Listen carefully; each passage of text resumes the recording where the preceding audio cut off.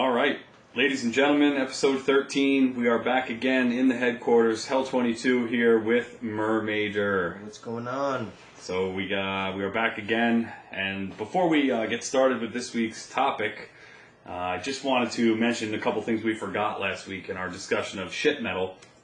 We had some terrible news last week, and even earlier than that, actually. The one part was a while ago, but Zakk Wylde, Murmaider, can you believe this? Yeah, I mean, I'm sure people have heard about it by now. It's happened a little while ago, but him performing on American Idol. Oh my God, that hurt. Yeah, that hurt. It's. I just couldn't understand it. Yeah. It's just it just hurts me inside. I mean, I cried myself to sleep that night. I was gonna say, there's been a lot of complaints about that. Really, a lot of metal fans saying that it really damaged the metal community. But you know, as bad as that is, I would say worse was actually the news from last week. It was right around the time we did the podcast last week that Alice Cooper, he was doing a show in Oslo, Norway, the home of satanic black metal, as we know, and he did a little on-stage collaboration with none other than heavy metal queen Kesha? Oh, yeah. Yeah, what the fuck? I don't understand it. I don't understand it, but, you know, hey, at this point, who are we to complain? It's just like Ozzy doing commercials with Justin Bieber. Yeah. What's a Bieber? Yeah. Yeah. Maybe that's the new thing. I don't know. Maybe. I mean, it's almost like a collaboration of Chester and a doctor's fingers in his rectum. I mean, it's two things that you think actually might belong together when you think about it. But anyway, I had a bunch of great reviews on the site this week. Murmaider, you did a review of a Portuguese band, Heavenwood. Yep, Heavenwood. It was pretty good. The album that they came out with was Abyss Masterpiece. Is the name of it. A lot of heavy growling, and actually some of the growling even reminded me of Orphanland's growling. Really? So that's what really caught my interest immediately. The rest of it was good. They really changed it up a lot between tempos, and they know how to soothe it all together and make it work. But it was good. I liked it. So you did one on Biomortal, right? Yeah. I don't really have all that much to say about it, to be honest. They released a new EP. It's called Breathe. The band was started in London as kind of a one-man side project, and it's developed into a full-blown band. It's 4 songs and a cover, and that's where the problem comes in. The 4 songs aren't bad. I think that the screams are... I'm not a huge fan of the screams. It's kind of almost that screamo style, but they're strong. Musically, it's strong, but 2 problems with it. The clean singing just doesn't fit. And it's kind of off key, and it just really doesn't work. And then, they build themselves as an industrial band, based around synthesizers, but something in the mix, I think the synths get lost in the mix. And the cover song, wow. Some of you might be familiar with the movie Top Gun. It was like the ballad from Top Gun, Take My Breath Away. And I don't know. It's a song that just shouldn't be covered by anyone, let alone a metal band looking for a record deal. So I have nothing good to say about the cover. And Murmaider, I was showing you their video for it earlier with the animated cats playing instruments. That's probably the best part of it. But check out the EP. There might be some stuff you like on there, but just skip the cover song. Just skip it. Yeah. Sorry. No. Well, today we have an interesting topic. We're going to be talking about live shows and what's good and bad about them.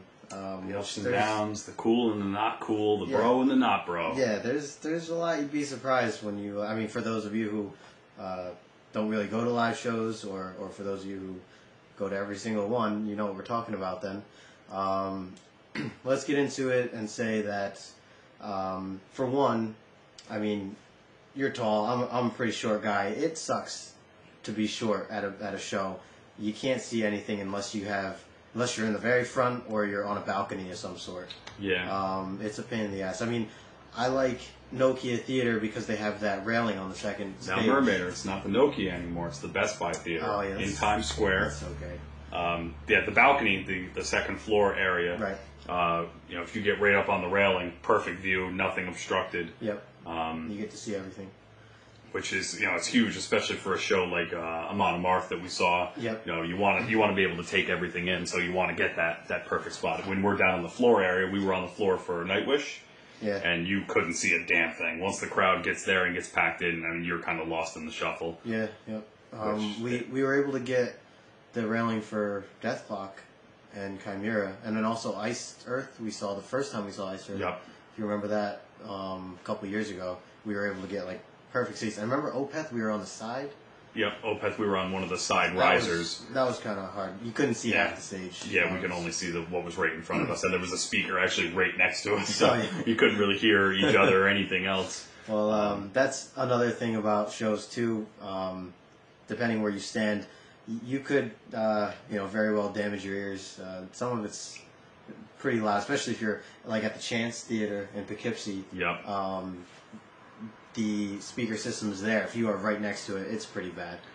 I mean, and that kind of brings you to the idea of how sound is at a live show. You know, you're a sound guy. This is what you're trained in, and I think some of the shows recently we've definitely seen some issues. We went to see Symphony X, and some of the opening acts really had some sound issues where, when you're at stage left, you can't hear the stage right guitar. Guitars, yeah. The mix is just tough. Sometimes it takes these bands, half of a set just to get the sound right. Right. And that's unfortunate because you lose so much of the experience when you can't hear the solo. Yeah. Or in particular, I would say vocals tend to be the biggest problem because you have, it takes a while for them to get the vocal levels right, and sometimes the vocals get lost in the mix. If it's too low, then it definitely turns you off to the music. You can't hear that. It's a big part. But another thing that is tough at a metal show, especially, is the mosh pit. For those of you, for those of you who like to mosh, then it's perfect. But the only thing I really like about the mosh pit is I find it entertaining to watch people get destroyed in there, and I've seen little dudes knock down big dudes. I've seen like girls get crushed and vice versa, and it's pretty funny shit. But it's annoying when you're part of the circle. You can't focus all your attention to the show because you have to be aware of if some big dude is going to fly at you straight ahead and not some of the people listening, you guys might think we're pussies or something, but we do not go near the mosh pit if we can help it because we're really entertained by the show. I want to see what the band is doing. It's the experience for me is really watching the show. Right. So we avoid the mosh pit, but like you said, the mosh pit is entertaining. One comes to mind the first time we saw Amon Amarth when Wylde opened at the Fillmore East, formerly Irving Plaza. Yeah. The mosh pit for Amon Amarth was just incredible. It was almost the entire floor area just in this huge clusterfuck.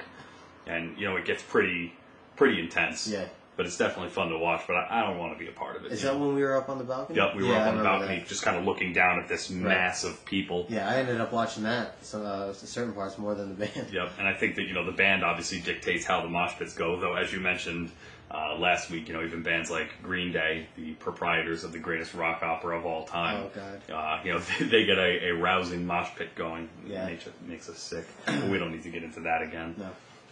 What would you say, some of the craziest mosh pits we've seen? For some of the shows that we've gone to, the Amon Amarth show was one of them, and I guess maybe because we had a downward view. Yeah, bird's eye view of the whole thing. Yeah, so that was good. Chimera always puts together a pretty crazy mosh pit. Yeah. There's almost a mosh pit at everything, even like Nightwish and stuff. Yeah, Nightwish for people moshing. Which is always fun. But we talked about that last week, that people will mosh to anything. Yeah. And it's funny that the mosh pit has kind of changed over the years, where it used to just be every, big, fat, or muscular dude just wanting to pound someone into the ground. And now you see someone knock someone over, they help them up. You always expect a fist fight to break out because these dudes are fucking each other up. Yeah. But in the end, it's all just bro hugs and sweaty handshakes and... I think that's kind of the thing that most people who are not into metal and don't go to shows, they don't realize that. They don't realize that it really is like the camaraderie of doing it together. Right. The wall of death or the circle pit or, whatever else is going on. The folk bands tend to get some really good shit going because everyone wants to dance and that's kind of how and actually, we did see some of that with like the Wylde show that we saw. Yep. There were parts where I saw like a couple like people like in a circle dancing, together.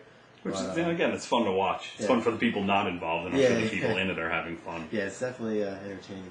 But one of the other things we were talking about is the idea of what you wear to a show. And this sounds kind of silly, but the conventional wisdom says that you do not wear the shirt of